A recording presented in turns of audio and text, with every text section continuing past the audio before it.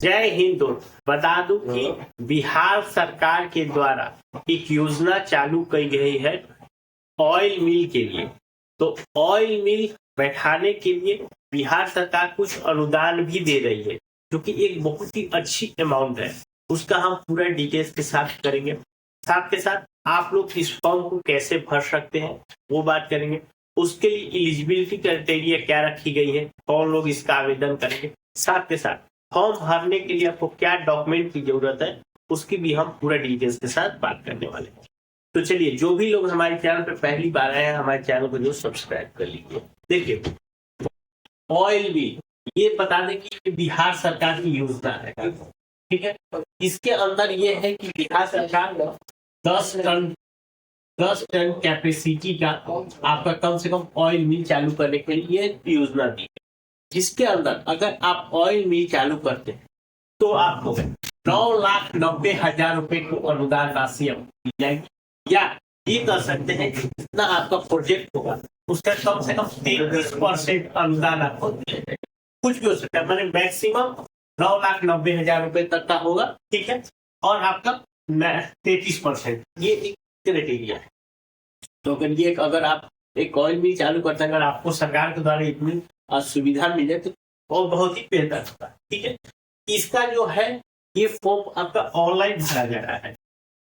इसके लिए 3 दिसंबर से ये शुरू हो चुका है और 15 दिसंबर तक आप इसको ऑनलाइन के माध्यम से फॉर्म भर सकते हैं।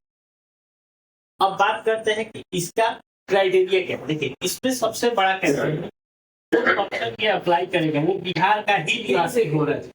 अगर कोई, जैसे मान लीजिए बिहार या अदर स्टेट का है, अगर कोई वो आकर बिहार में चाहे कि हम इस तरह की योजना का लाभ लें तो आपको कहेंगे तो वो प्रॉपर बिहार के निवासी होना चाहिए।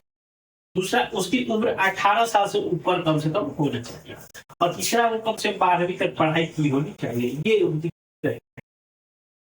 उसके साथ साथ अब बात करने वाले हैं कि आपको फॉर्म भरने के लिए डॉक्यूमेंट क्या जरूरत है।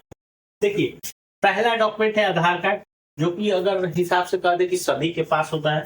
पैन कार्ड ये भी इजीली बन जाता है, और बैंक अकाउंट, ये 3 चीजें जो है आपके पास इजीली अवेलेबल।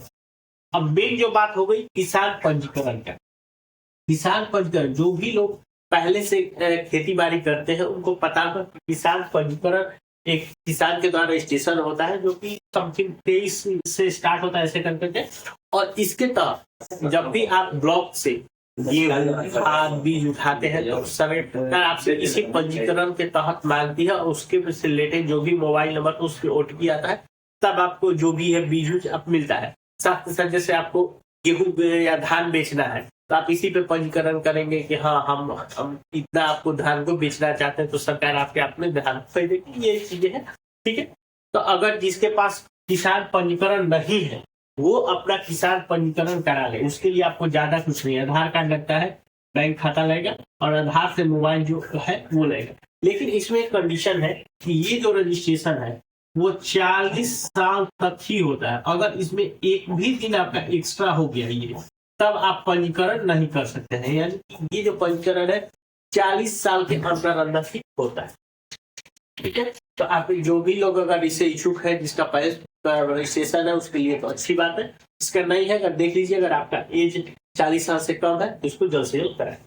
उसके बाद आपका आय प्रमाण पत्र रहेगा, जाति प्रमाण पत्र रहेगा और निवास प्रमाण पत्र रहेगा। इसके साथ साथ आपका मोबाइल और ईमेल ID रहेगा। यही सारी चीजों को लेकर आपको ऑनलाइन आपका रजिस्ट्रेशन कर देना है। 15 दिसंबर इसका लास्ट डेट है।